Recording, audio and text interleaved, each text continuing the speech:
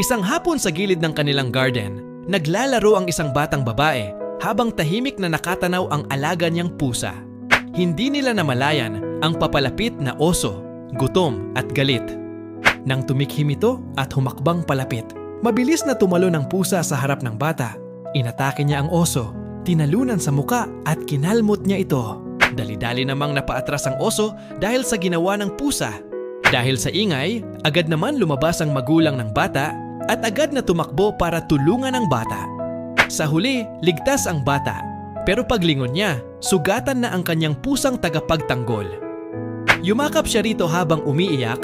Alam niyang minsan, ang pinakamaliit na nilalang ang may pinakamalaking puso. Laking pasalamat nila sa pusa, hindi lahat kaya magligtas, lalo na sa ganong kalaking kalaban.